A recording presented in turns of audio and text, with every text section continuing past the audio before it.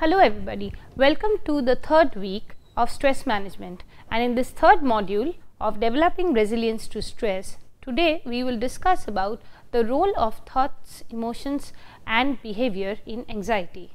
So primarily we will see the relationship between thoughts and mood and behavior, and how thoughts work in anxiety and how these behaviors are related to these anxious thoughts. We will start off with one of the famous quotes by Epictetus, which goes on like this, that men are disturbed not by things but by the views which they take of them. So Epictetus way back in the 1st century AD wrote about this, and we know that this is true even till today. So we have already been talking about this since the first session of our course, that it is not the stimulus per se that is stressful, but it is how we look at that, how we perceive the stimulus that makes the difference between one individual and another. So how we view them actually makes it more stressful or otherwise. So in today's session, first and foremost we will discuss what is the difference between stress and anxiety. Several times we have been using the word stress, sometimes stressors, sometimes anxiety disorders. So what exactly is the difference between stress and anxiety? Are they synonymous? Can we use one for the other, or do we actually use specific names for each other? So stress is a natural response to a nerve-wracking situation. Often it is a feeling of anger, frustration or distress. It is a normal part of life, and in small amounts can motivate you to be more productive. We have spoken about eustress and distress, and you know that stress can also be productive. So if I am not stressed before an exam, then I will not even work hard to do well. So an optimal amount of stress is desirable. Frequent stress, however, can have negative effects on physical and psychological health. We have spoken about the effects of chronic stress on health, and anxiety disorders on the other hand involve chronic, debilitating and seemingly unprompted feelings of apprehension, nervousness or fear.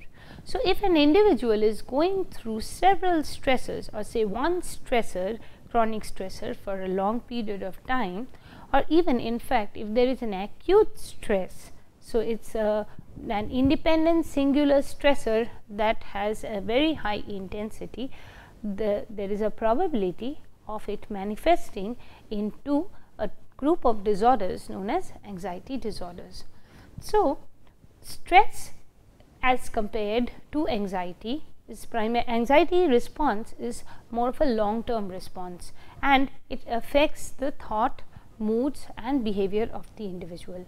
So both stress and anxiety disorders have many symptoms in common, but stress tends to be managed through lifestyle changes, whereas anxiety disorders require both lifestyle changes as well as medical therapy. So many times we see that an individual is asked to meet the doctor for anxiety. So the symptoms that are expressed through a stressful situation, if the intensity is less, or in an anxiety disorder may be the same, but the intensity of the responses or the symptoms are maybe more in the case of an anxiety disorder, where the individual needs other forms of treatment like counseling, psychotherapy as well as pharmacotherapy, that is taking medicines. So on the other hand, for stressful life events, or say for stressful changes in life, an individual can actually be helped only by means of changes in lifestyle changes. So it could be something like introducing a more disciplined way of life, introducing more of exercise and relaxation techniques, and more of picking up hobbies, changing the sleep routine. So these could help with stress, but if it becomes an anxiety disorder due to chronic stress, then that needs to be addressed more professionally.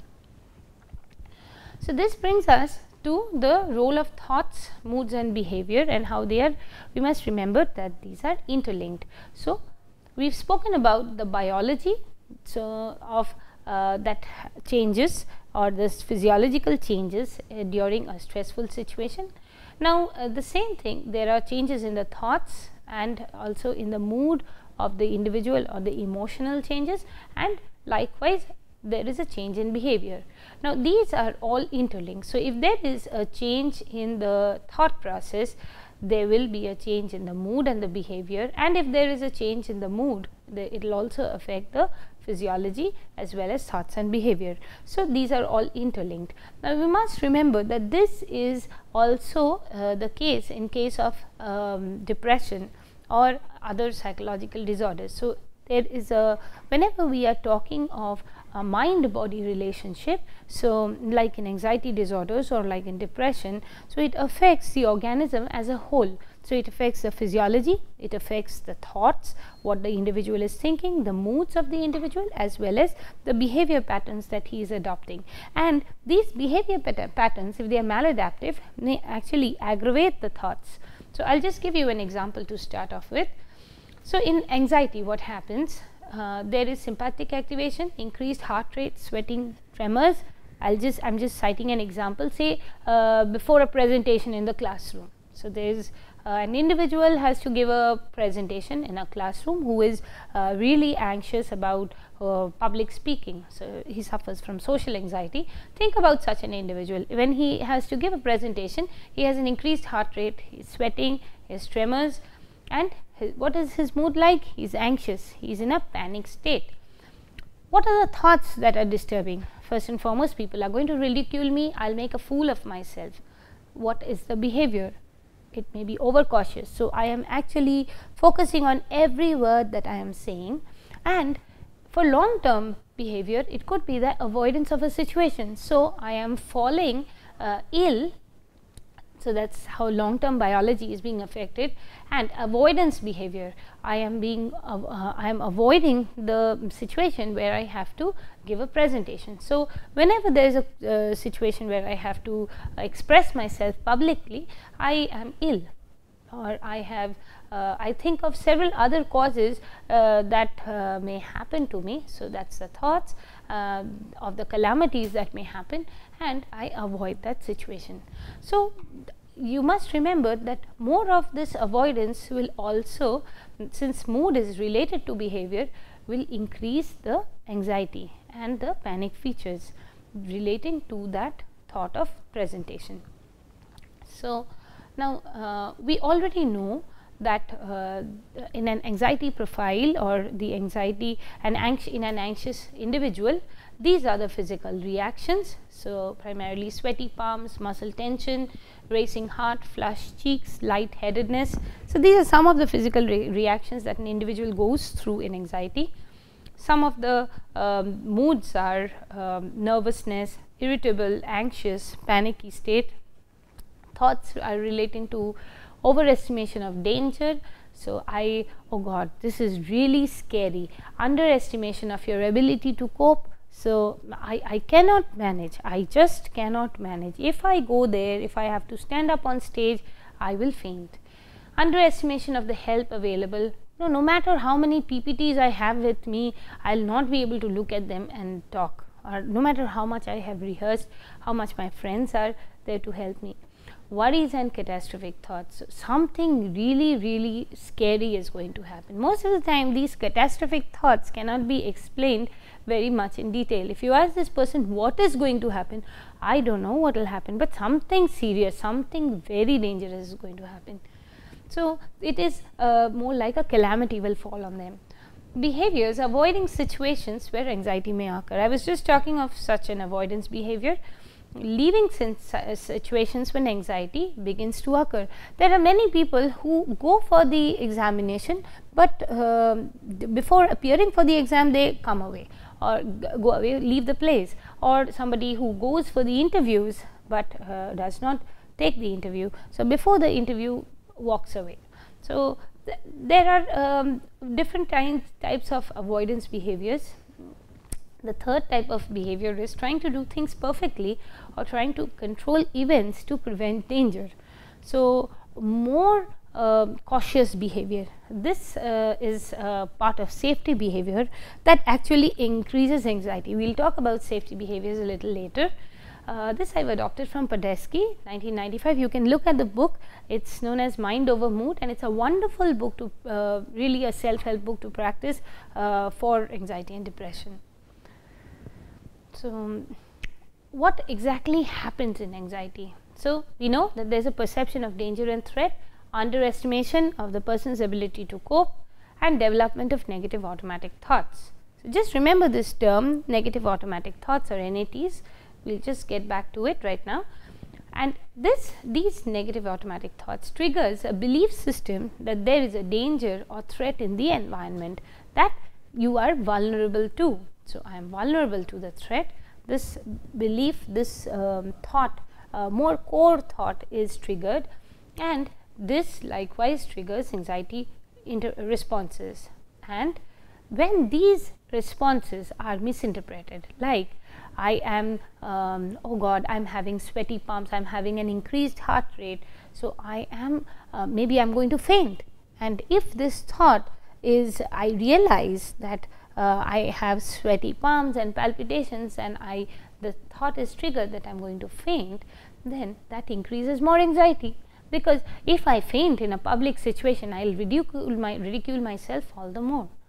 So, also this may be interpreted as a physiological illness. So, several times people having panic attacks may express that they were having a serious heart disorder, something like I am having a heart attack, or I was just going to collapse. So, maybe my BP went down or shot up like anything. I think I am turning crazy, or I am going to have a cardiovascular illness. So, several people complain of such things, when actually it is nothing but an anxiety attack. So, just to understand the cognitive model of anxiety in brief, what happens is there is a learning experience. So, through our early experiences over time, in the previous session we were talking about A and B, two guitarists who had a different upbringing and how that affected their behavior patterns in college while playing guitar or during a guitar performance. So, early experiences actually help us build our thoughts and our belief systems. So, what is dangerous, what are the shoulds and musts, how we should behave, and what is right and what is wrong. So, these principles or these core beliefs or these schemas are created. So, the danger schemas are formed that way over time, over school, over family values and our experiences, and also by knowing others' experiences over time. So, it could be something like once my friend, I saw him that he couldn't speak in class and everybody laughed and abused him. So, that I have not experienced that, but it is a learned phenomena for me. So, I have built this belief system that if you actually if you are not perfect, then people will laugh at you.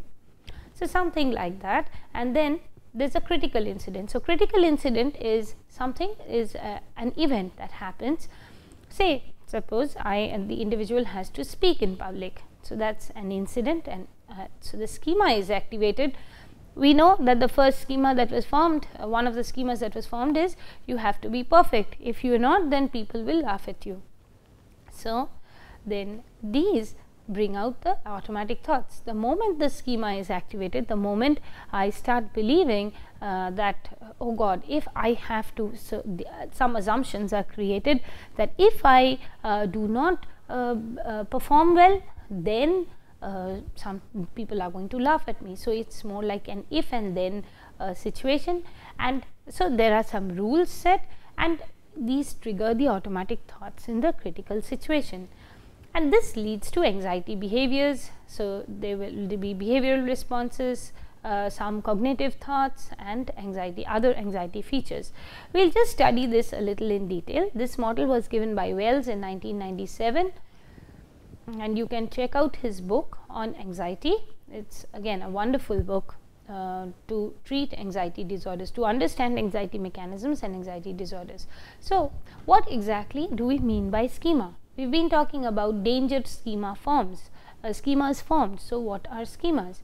Schemas are key elements of our frame of reference. So, basically as I was telling you, they are a set of rules determining how we judge ourselves, situations, and also how we judge others and how we interact with other people. So, these are basically principles formed, rule systems that are formed by our past experiences, by our learning, by our modeling others' behavior, and also by our value systems that we endow, that we get from school and parents, etc., and important others.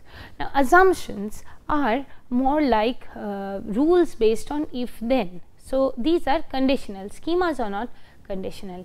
So, the assumptions are like if I do this, then people will say this. So, it is like if I show signs of anxiety, then people will think I am inferior. If I have bad thoughts, then it means I am a bad person. So, unexplained physical symptoms are usually a serious sign of serious illness, and so if there is the schema is this, that if I have to be fit, I have to be perfect.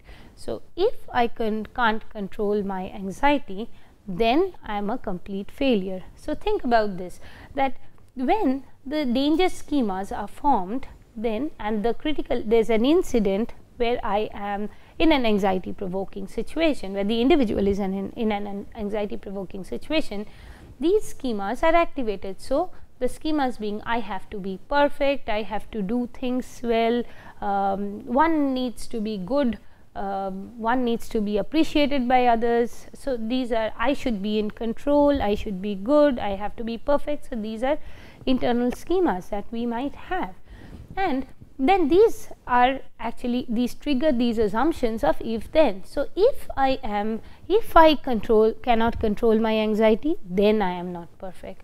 So, what happens? So, here we have these assumptions of if then, and they bring in the negative automatic thoughts. Now, the negative automatic thoughts are thoughts that, as the term suggests, it occurs automatically. So, they are the immediate thoughts that come to an individual.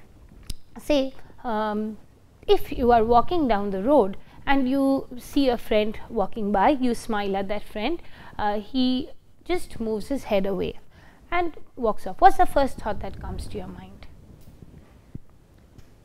If it is that he didn't see me, so he moved away. So, the first thought is the immediate thought is an automatic thought. Now, it could be a positive thought, it could be a negative thought. Now, the difference between a negative automatic thought and any other positive thought is, the negative automatic thought is not based on any rational conclusion. So, it is based on the immediate event that has happened. So, I saw a person moving his head away from me. That means, say, an anxious person would see it as, oh, he wants to avoid me, he wants to I am not good, so he doesn't want to talk to me. So, maybe he is angry with me. So, these are the anxiety thoughts that are triggered. And now, see, it is because of the prevalent anxiety underlying the individual's mood that is triggering such thoughts, and these are very immediate thoughts. It does not require any rational assumptions that are followed. Okay. So, these now they are negative, they are known as negative automatic thoughts because these thoughts are maladaptive by nature. So, actually they trigger more of the anxiety response, they do not help the individual, and primarily these are negative in nature. So, they have an unpleasant connotation for the individual as well. So, that brings us to the schematic diagram of how the thoughts and beliefs are. So, the automatic thoughts are on the very superficial level. So, immediately in a situation they are triggered. The underlying assumptions are if then, as I said, based on the schemas which are more core. So, the target is to reach the schema. If you are an anxious individual, you could try this. Say, what are the basic principles that my life moves on, or what are my basic value systems? We call these schemas or core beliefs. So, what are these core beliefs that I have? And I mean, how mostly we say this as, these are my principles in life, I believe in this, this is my value system. And many times we are also unaware of our core beliefs, and these lead to these in a situation you will see that these trigger the underlying assumptions, like in an anxiety provoking situation. So, if there is something that is making you anxious, first think about what are the thoughts that are immediately coming to my mind. Those would be the automatic thoughts, and what are the if then principles that they are based on. So, is it something like, if I do this, then this will happen. So, if I collapse, that will mean I am weak. So, then it means I am weak. So, are these if then principles that it's working on. Say in an exam, I have, is it, if I fail this exam, then it proves that I am a failure. Now, if such an assumption is working in your case, or say in anybody's case, it is seen that the core beliefs would be more fundamental, like without their absolute truths, they are taken as absolute truths. I have to be successful, one has to be successful, I cannot be a failure. So, so that is why one situation where there is a probability of not doing well is immediately related to being a failure. So, say for an anxious person, every situation is a condition to prove his personal worth. We were discussing about the two cases of the guitar players in the last session. There we saw that for B, every guitar performance was a situation where he had to prove his worth, that he is good enough. Now, that was because of his core beliefs that he has to be perfect. Now, what is the difference between negative automatic thoughts and worry? We have sometimes we use them interchangeably, but we need to understand that there is a difference. So, worry is a chain of negatively affect laden thoughts aimed at problem solving. So, I am really worrying about how to manage so many things in one day. Negative thoughts, on the other hand, occur immediately on a situation. So, worry may be continuing throughout the day. Negative thought is specific to that event or that situation. And worry is generally a verbally based thought process. Negative thoughts can occur in the form of verbal thoughts, or it can be in an imagery form also. Immediately it can be an imaginal form. Now, what is the role of behavior in these anxiety thoughts? So, when a threat is perceived, the cognitive system or the thoughts facilitates caution by eliciting a series of self-doubts or negative evaluations and negative predictions. The somatic or the bodily manifestation leads to a range of feelings such as unsteadiness, faintness and weakness. So, several times when now all this is happening due to the physiology. So, when a threat is perceived, think about the fight or flight response once again. So, the body is responding to the fight or flight or freeze response to the situation by a fight or flight or freeze response. So, there may be an unsteadiness, faintness and weakness in the limbs because of the physiological changes. Now, this may be a part of the survival mechanism that exists to terminate risk taking behavior and orient behavior towards self protection. So, the gushing of blood to the legs may actually make us more aware of there may be a slight tremor or an awareness of the physiological changes in the legs. That unfortunately may be interpreted as a serious physical symptom, and that actually brings in more more anxiety. So, in a social performance situation, these responses of or these physiological responses to a survival instinct, survival threat, actually increases the danger, as in the individual may start feeling that, oh God, I am going to collapse. So, what happens is, we have spoken about this, that previously when in primitive man, in earlier settings, when survival was of prior importance in an everyday life situation, the brain responded to the threats for survival through the flight or fright response. But now, everyday situation, it is whenever anxiety is created, it does not necessarily mean that it is a threat to survival, but the brain is still responding in the same way. So, the changes that are happening within the body mechanism may not be appropriate to a social situation. So, when a person is having the brain thinks this is an anxiety situation, immediately there is a gush of blood to different parts of the body, and there may be certain symptoms relating to unsteadiness, faintness, weakness that are created in the limbs, and this is not appropriate to responding in a social situation. So, that makes the individual more anxious. Rather than helping the individual to resolve the anxiety, it actually makes the individual more anxious. So, many times it increases safety behaviors. Now, say I will just relate this with an example.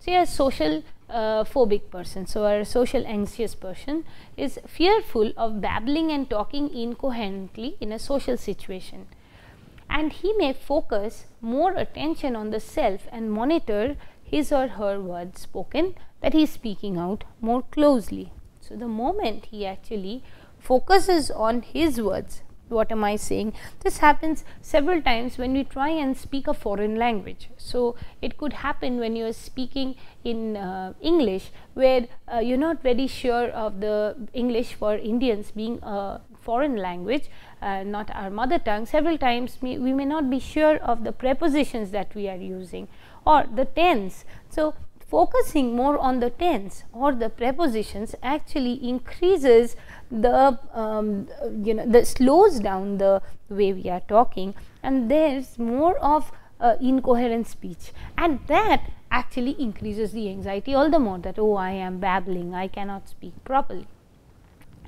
So, this actually also the rehearsing of the material mentally. Several times before we speak, we are actually rehearsing. Should I say the or should it be did or do or was or is? So, maybe the tense, the preposition, the article, whenever we are getting confused or we are rehearsing in our mind, it not only slows the expressions, the behavior, the feedback also, that I am saying slowly and people are looking at me. So, all this feedback goes to the brain and actually makes the individual more anxious. So, that is why Tsiolkovsky in 1991 pointed out that the safety behaviors that are followed by an individual during a stressful situation, instead of actually helping the individual, increases the anxiety. So, I will just discuss some of the safety behaviors. So, controlling one's breathing may lead to hyperventilation. So, I am sure you have heard the term hyperventilation before, you have maybe watched it in many of the movies. Hyperventilation is where the individual breathes out more. So, it is like panting. So, I am controlling my breathing, I am trying to calm down. So, instead of taking long breaths, we breathe out more. So, and that increases anxiety. Controlling certain thoughts may contribute to paradoxical effects of increased preoccupation with the thoughts. I am trying to stop this thought. Actually, the moment you are saying I am trying to stop a thought, you are thinking about that thought to stop it. So, that actually brings in the thought all the more. This happens many times with obsessive traits. So, or say in an OCD patient, where there is an obsessive thought that is recurrently coming to the mind. So, there if the individual forcibly tries to stop the thought without adopting other techniques, then that increases the likelihood of the thought coming back. So, I am not going to think that I didn't put my admit card in my bag properly. So, what happens? It triggers the thought that I might have not put the admit card in my bag. So, let me check it once again. Now, the perception that non-occurrence of feared outcomes resultant of safety behavior rather than correctly attributed to the fact that catastrophe will not occur. So, this is a little technical. So, the idea that I am taking these behaviors, protective behaviors, to stop a catastrophe, but actually this by itself is is firmly associated with the thought that a catastrophe may occur. That is why I am taking such protective behaviors. So, definitely it is not removing the core thought that this is an alarming situation, or rather removing that thought that this is or bringing in the new thought that this is not an alarming situation. So, we must start with this, that every situation is not threat provoking, every situation is not alarming, and it is not a survival threat. Some of the safety behaviors like increased vigilance for threat, reassurance seeking, etc., enhance exposure to danger related information that strengthens negative beliefs.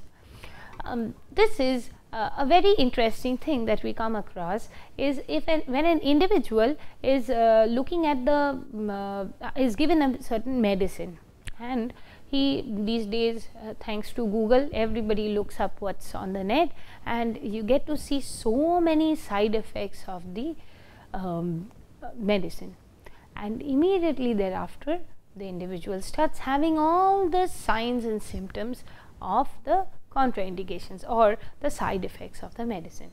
So, what is happening? This precautionary measure of knowledge, or I am actually being more cautious about things, is exposing me to several other anxiety provoking information that I would be better done without. So, here I will just show you a formulation of the safety behaviors. So, say the trigger or the critical situation, critical event is giving a presentation. The thoughts are, I will make a fool of myself, feeling anxious. So, feeling or the mood is anxious. The behavior is trying hard to relax. So, that is again related to the thought, I must get a grip or I will lose it. If I do not control, I will maybe collapse, I will forget things. The behavior, the other behavior, so one of them is trying hard to relax, and the other is focusing hard on internal mechanisms. So, scans self for signs of nervousness. So, am I being nervous? Am I being nervous? Is my hand tremoring a little? Am I getting sweaty palms? Am I actually fidgeting a lot? And all these lead to the consequence of noticing the signs of nervousness. Am I saying the English correctly? Oh, did I say the or a or so? Just noticing this will actually make more errors, will make me more perform more errors. On the other hand, if I become very conscious, I am fidgeting a lot, okay, my legs are tremoring, so that will bring about the thought that I am actually losing grip, and that makes me try hard to relax, but it actually increases the anxiety behavior, because trying hard to relax will also again trigger that is there any sign of nervousness or am I actually relaxing. So, when you are trying to relax, do not try and relax, just focus on something else rather than the anxiety provoking symptom. So, one more thing that I will say before we wind up today's sessions is cognitive biases. If we look at this image again of the model of anxiety, you will see that the negative automatic thoughts bring about anxiety symptoms, and what are these symptoms? The behavioral responses and the cognitive biases. Cognitive biases are particular ways of thinking or distorted ways of thinking, that is why it is also known as cognitive distortions, and interpreting these events in a particular way. So, they may include selective attention to certain things, and these are thinking errors that are triggered when a person is in a particular situation. So, when you can actually identify the cognitive errors in yourself also. I will just talk about some of the errors that are related to anxiety.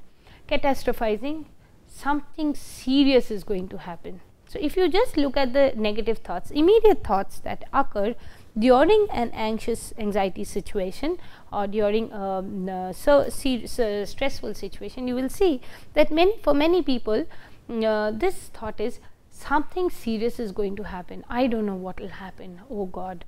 So, this is catastrophizing. Mind reading is another feature, another distorted way of thinking that happens in anxiety. So, it is like, he did not look at me when I smiled at him. That means that he is thinking this, and that means after that he will go and do this, and that just means the next. So, you just keep thinking as if you are reading his mind. So, most of the times we jump thoughts, and this increases our anxiety because it is all negatively pruned. Overgeneralization. I have failed this exam, so I am sure I am no good. So, that is a core belief, I am no good. So, that means I am going to fail in everything that happens in my life. So, we are actually overgeneralizing things. One exam, the teacher told me today that I am no good. So, that is more of personalizing, bringing all the events and happenings to yourself. So, internalizing things, and that may bring about overgeneralization. I have been criticized in the drama performance today. This shows that I am no good in anything. I cannot, I am sure I will perform badly in the exam tomorrow and in the placement interview tomorrow, and even my friends will understand that I am no good. Selective abstraction, just picking up certain information and deducing things from that. So, maximization, minimization. So, overemphasizing the negative situations, negative responses in a situation, and minimizing the other responses. Like one person told you, if you ask that person, one person told you that your singing was not good today, but the others really appreciated. So, here for an anxious person it will be more of maximization of the negative thing and minimization of the positive elements. So, oh, they said that just to please me or just to pacify me, but actually that person who criticized me is right. So, you give more emphasis to the negative features. So, an example, socially phobic person involved in a conversation with a work colleague. The colleague suddenly cuts short of the conversation, shuts short the conversation and leaves the situation. So, one interpretation could be, I must be so boring, he thinks I am an idiot and he does not like me. So, that is arbitrary inference. So, immediately just because the person cut the conversation short, I must be boring. So, that is arbitrary inference, just deducing from very small pieces of information. And mind reading, he thinks I am an idiot. How do you know? You are actually reading his mind. Now, that is not how things happen. It happens for anxiety prone individuals, of course. In the next encounter, what will happen to this person? The anxious person is preoccupied with negative thoughts about appearing boring and idiotic. I am boring, so I will need to be a little more energetic, more enthusiastic, so that he does not think I am idiotic. Is he thinking I am idiotic? Am I being more boring? So, he selectively attends to his or her own performance. So, there he is actually focusing on his behavior patterns, not on the others. So, what happens? Fails to notice positive signals from the work colleague.